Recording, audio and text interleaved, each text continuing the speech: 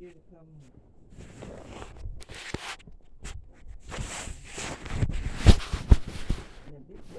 look at that. Look up under here.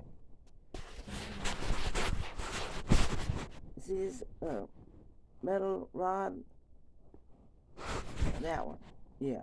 That's holding it up. That's holding it up. If you push it up, all this stuff is gonna fall down. So try to leave it there. Move the inch by inch.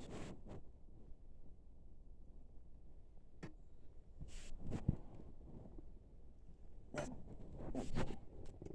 should be.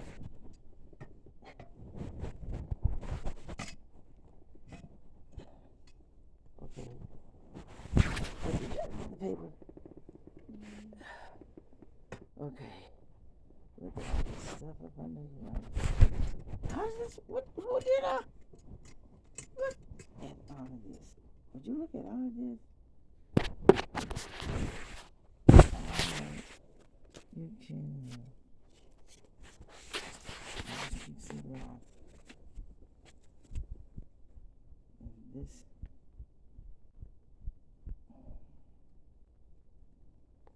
International Fellowship. You know where that bag is that daddy shred stuff on the floor? You think so? I'm not for sure. Alright.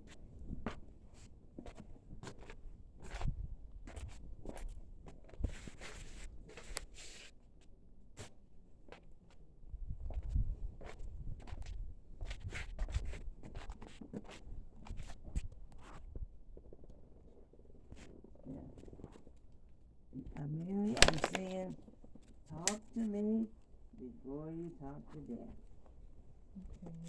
'Cause he get unhinged. Like going to Georgia. We was going across, we came out of Randolph, going across the railroad track, and he said, how would you like to go to Georgia? Instead of talking to me first. So you said, no. Joshua liked that because he didn't want to go neither. So Theodore said, no. Yeah. Well, that just cooks his pie. Because he just thinks everybody all just want to go. That's the only place in the world to go.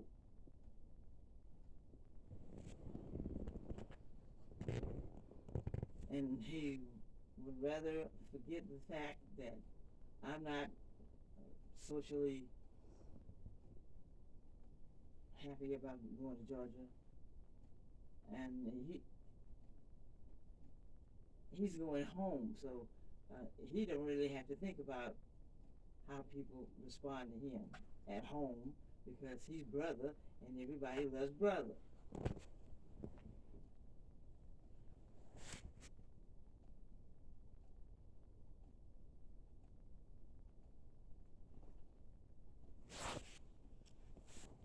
It's sad because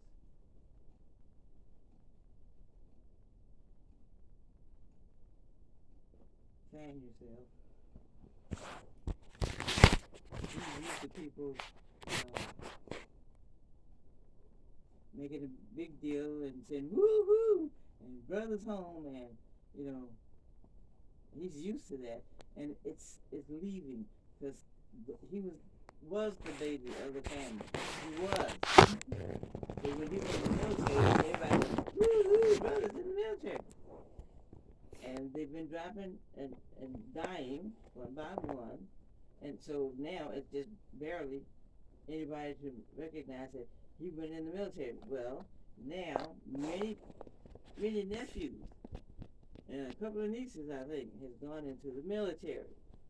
So it's not woo-hoo, brothers in the military, because there are other people in the military and coming out of the military.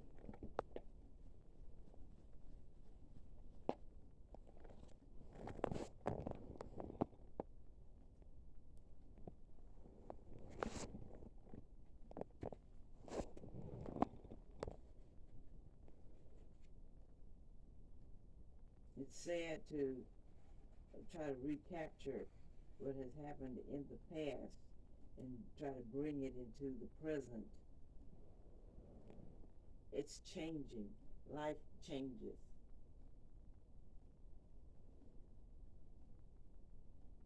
And if he builds his,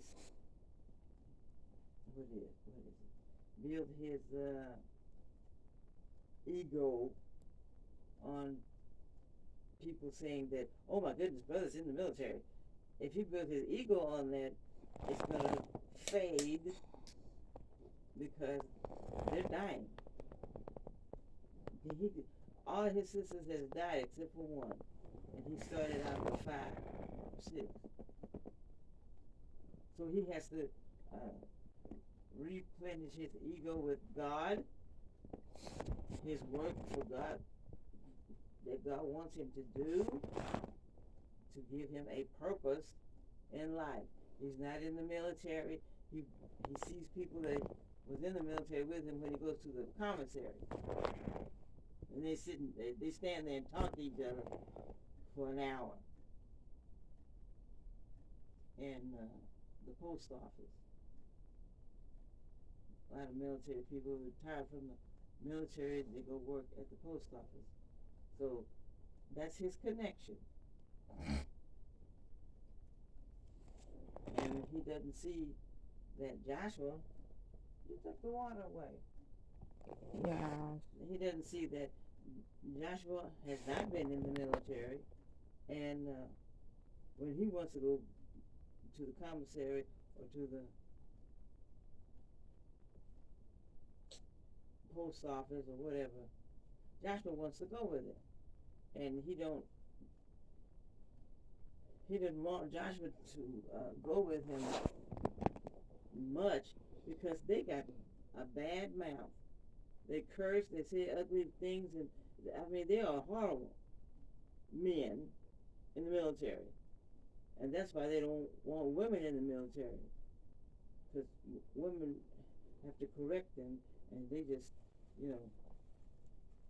don't think a woman should correct them, and she should be at home barefooted and pregnant anyway. But women ain't staying home, they ain't barefooted, and they ain't having babies when they don't want to. So they're in the workforce now, and men have been having a hard time. Well, my daddy didn't have to do that, and my daddy, well, your daddy's dead. Well, my daddy didn't. I don't understand why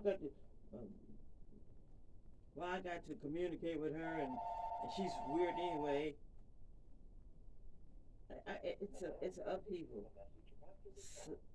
sociologically.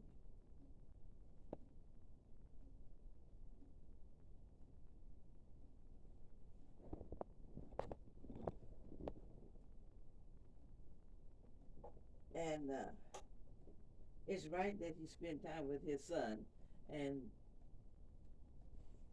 explain to him what God expects out of a man in the first place. And he doesn't know what God expects out of a man in the first place because he didn't go to church that much growing up. So his only role model is his daddy, who was uncouth. When it came down to women, he had 6 daughters, and he wanted 6 sons, but he didn't get 6 sons. Uncle Henry got 6 sons. So when your grandfather would come in working in the field, and brother was sitting on the floor playing with Nana, then he'd say, go down there and play with Uncle Henry's son. Because he didn't want Ted to play with Nana, play tea toys, and he thought that was a boy thing, a girl thing. So Ted would go down to Uncle Henry's house and play with his sons. He didn't know no more than brother did. And they've been dying out. Uncle Henry had 6 sons, something like that. So when he hears one of them die, oh my God, he's got to go to Georgia. He's got to go to the funeral. He's got to go. I said, well, okay, you got to go. Guess you better gas up the truck and go.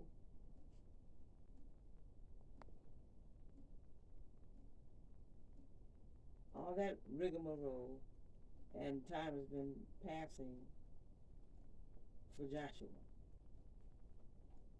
So I've been trying to step in that place of teaching my son what God says a man is supposed to do. And Joshua misses his father telling him, this is what God intended for you to do because you're a man. And he's been waiting on Daddy to tell him that. And Daddy's not on board. He doesn't know. It makes him feel inadequate. And so he'll give Joshua some chore to do that hurts his back. And so Joshua said, I'm not going around with Daddy anymore because he always gives me something to pick up off the ground and hurt my back. And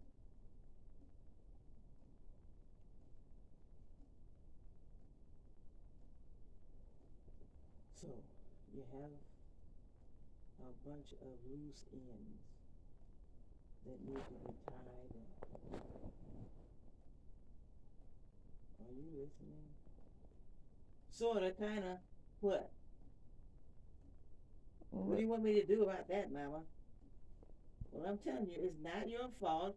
It's really not your place to try to figure that out. Because your granddaddy's dead. He didn't teach brother before he died. Or what he taught brother was don't work now. So Daddy has to put all that up under the rug and try to learn himself what God has said a man is supposed to do.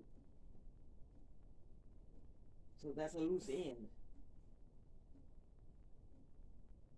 Joshua is a loose end because he won't listen to many preachers on TV and they don't even talk about what man's supposed to do with their wives and their children. They don't talk about that.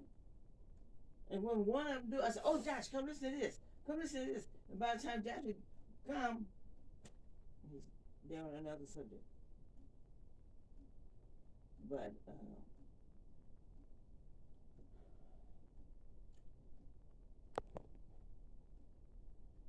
it's my job. And I got to do it. And I have to pray for Joshua that God will open his mind and his understanding so he won't be stupid to what God says a man should do with a woman and the mother of his children and him being a father.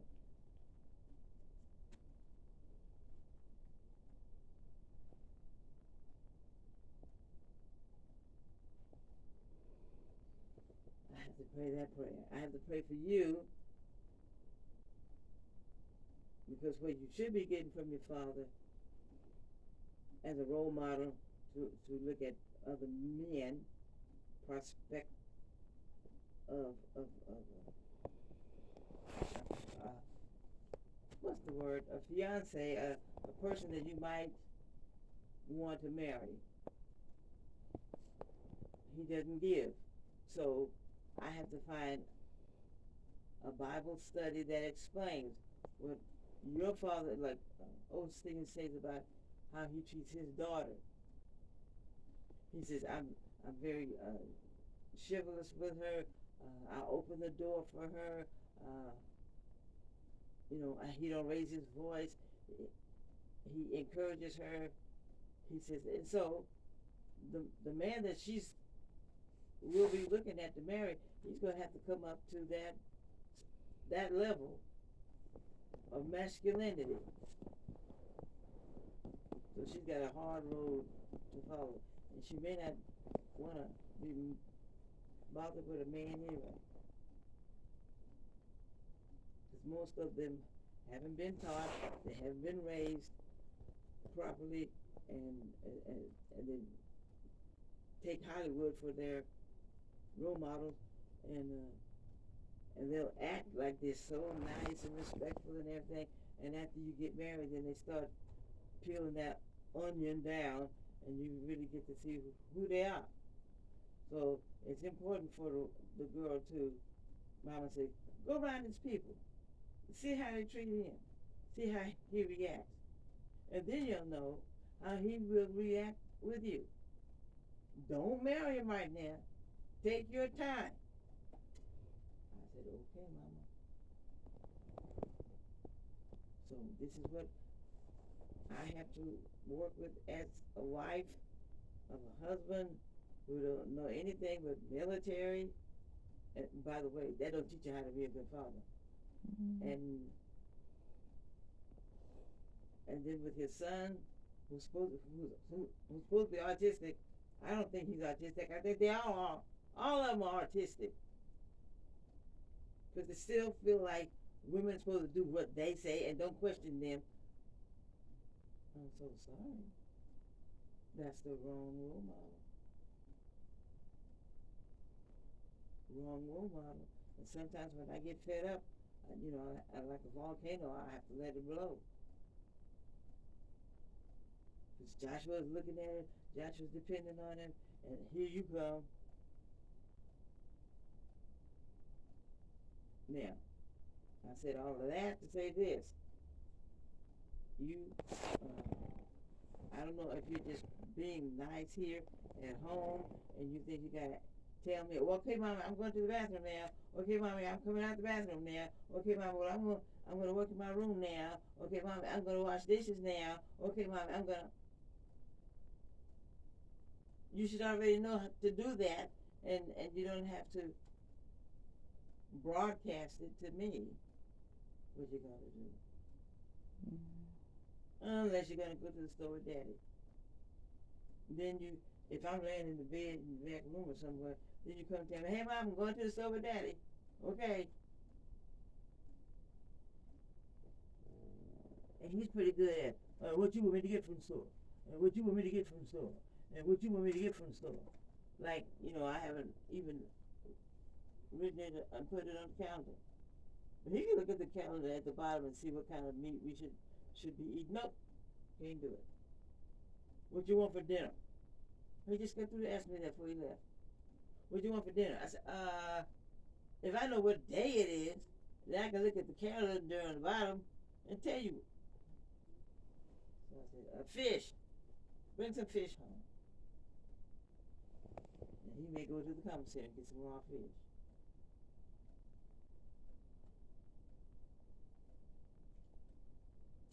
Where was I in this conversation?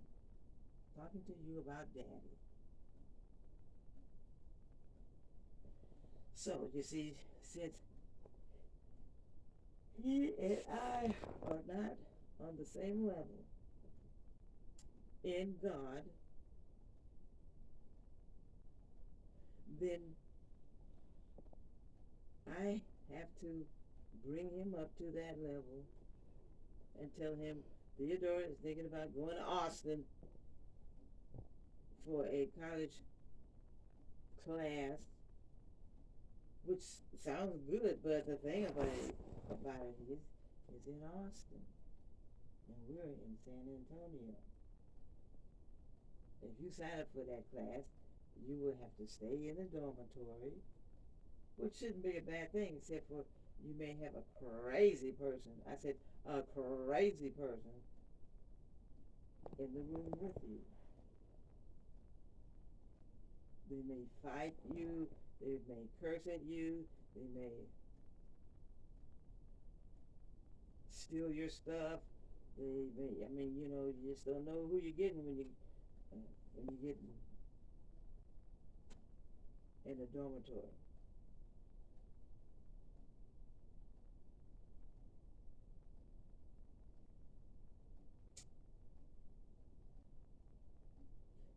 And heaven help me if Bell finds out that you went to the Lions meeting, Lions summer camp, like ran me nuts. Do you know who those people are? You don't know who those people are, Jeanette. I said, yeah, Bell, okay, all right. All right, well, we go see her every day. Kerrville's not that far away. We don't know who those people are, and I won't trust nobody. Did you hear about those Girl Scouts? I think it was Girl Scouts. They had their camp, and the person over that particular house, dormitory, what do you call it, was molesting the little girls.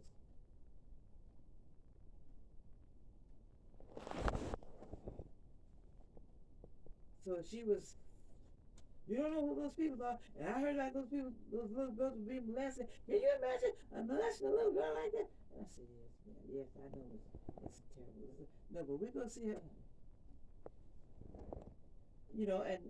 And I missed you here. I was trying to clean up your room, God for sake. I was trying to straighten up your room, and she was on the phone talking. So that's why I try to keep her out of my life as much as possible.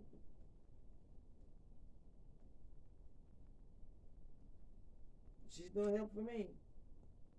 And if it gets really bad here, then I have to tell her, me and Ted, we are arguing, and Joshua and Thea is upset, but she can't do anything about it because she's got Jacob on her hand, and that criminal Jason. She ain't said nothing about Jason. And he's supposed to be getting out of prison. So, my mother is gone. I don't have anybody ready to take her place that I can talk to and what's the word? Counsel me with. Can you talk to Dr. Braun too much? Because she's white. You gotta pray and trust God. Anyhow, if my mother was here, I'd still have to pray. Because she'd say, pray, Nat. You better pray. But times have gotten, I think, even worse. When it comes down to my daughter going to college campus and staying on the college campus, and then again, we're supposed to be wise, and we're not supposed to be stupid, and we're supposed to listen to the news to see what's happening. And listening to the news is bad. Absolutely bad.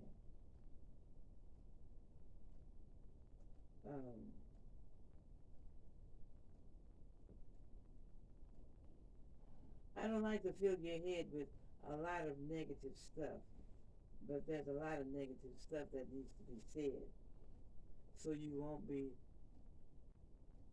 what do they call it? Green, like the Beverly Hillbillies, and you won't walk into a situation where you would be molested or be killed.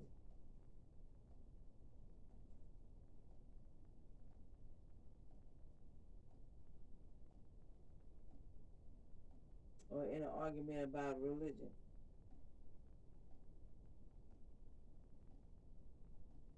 You think you can handle those situations?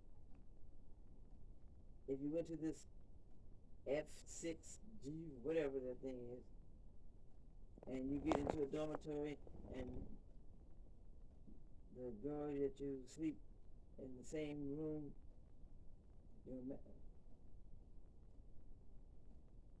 you think you can handle it if you have to fight with her physically or mentally, or because from what I read, it's only a Saturday. I think it's a Thursday and Friday and a Saturday. I'm talking to you. I'm trying to listen. I don't think I could handle anything. When you stayed 4 nights in the camp thing at the Lions camp. Yeah.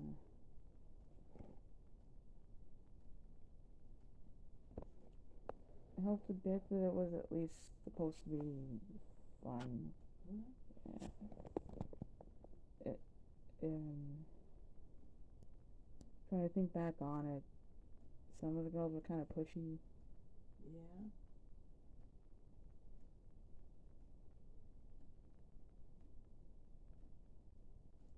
Well, if you had other sisters, and they would, they would be wearing your clothes and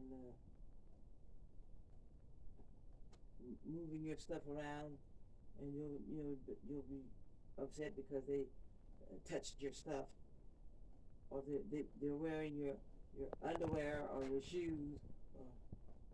I didn't tell her she could do that. Those are my shoes, and she got her own shoes. Why she got to bother with my stuff? And if you had a sister, older sister or younger sister, they'll just about do the same thing.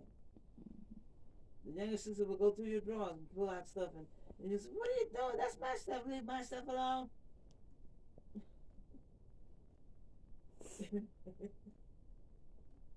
Or go outside and get it all grassed up, muddy, and so almost like Arthur and D.W. It's one thing for a younger sister, and it's another thing for an older sister. You'll still be at each other's throat, and going to your parents about it, that don't work. Because a lot of the time parents don't know what to tell you anyway. Or they be a devilish parent to tell you, well, you just have to fight with her. She's just your sister. You gotta, like you do with Joshua. Yeah, it's a little bit different, but y'all don't wear each other's clothes, but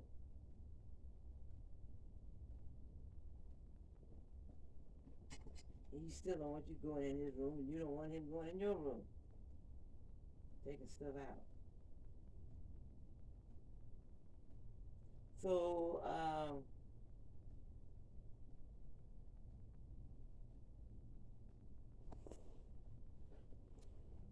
that's life. You can't let people know your business like I do with Aunt Belle. When you don't want to hear other people's.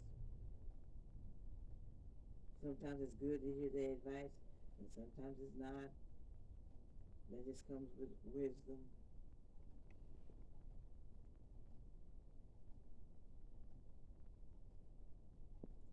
And so you said, I think it was Thursday or so, you want to go to this program, and I said, you do? And you was telling me, it's something you was telling me, it's in Austin, or it shows, it's there. See, and I would like to teach you everything that you will be confronted with in life, but I can't do it because Daddy's in the way. He's got to put his 2 cents in. And then they'll say, "Well, you're her mother. You're supposed to know everything. You're supposed to."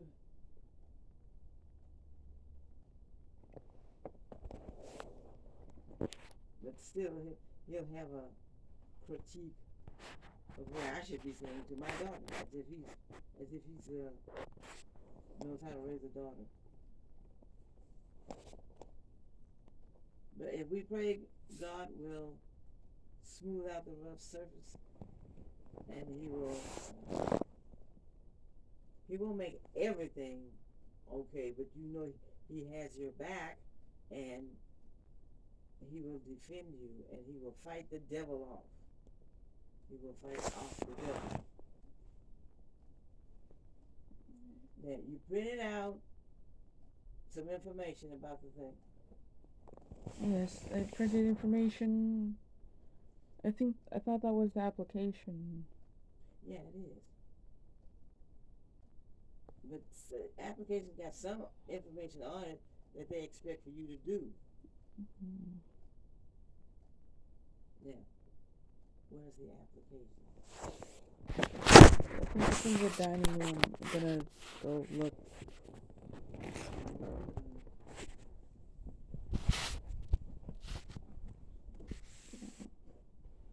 If think at some point I'll have to vacuum over here as well.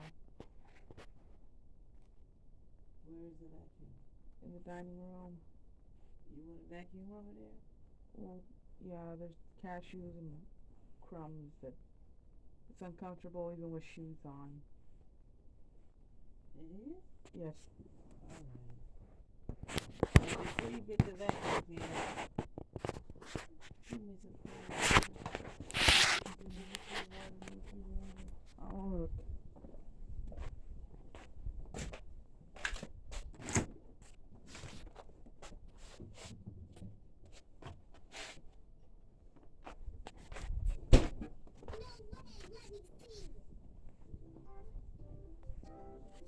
Your turn, Muffy. Truth or dare? Truth. Okay, have you ever told a lie? What kind of question was that? Me? Tell a lie? That wasn't my whole life. I want to know the history of my life. I want to know the history of my family's life. If you only knew how crosswires feel about lying. If you knew how we suffered for our principles. Muffy? What? Aren't you forgetting when you first came to our school back in 2nd grade? Arthur and the true Francine. Anyway, okay, go take a drink. You want to see this? So, hear me blab. I'm glad to see you haven't forgotten Friday's math test. Maybe to the guys when it's nice when it would be on again. This is Muffy Crosswire. Probably good to Miss talk all the Crosswire, time. these are your future friends and classmates. Perhaps you'd like to say a few words about yourself. Yes, I wouldn't that. So, Jane, Saturday at are you all 10:30 set? p.m. What now? Hit it. It comes on again. 75 years Yeah. ago, a young At man night. came to these shores with a dream in his heart. That young man was my great-grandfather, Edsel E. Crosswire. And so from humble beginnings to unprecedented glory, the Crosswire Empire rolls onward, a shining beacon and inspiration to all. Thank you very much. I'd like you all to turn to your math. Watch it now. Part 2. Watch I it now. vote. Perhaps another time, Miss Crosswire. You may take your...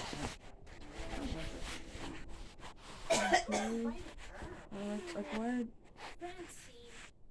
So when the ball reaches here, you kick it. Oh. And then run around the base. Goodies, candy. Aren't there horses or prizes or anything? Because at my old school, you're not at your old school, Yeah. Smarty Pants. You're at plain old Lakewood Elementary. Miss Mary Alice Smarty Pants to you. Your middle name is Alice? That's my middle name. How do you spell it? A-L-I-C-E. Me too.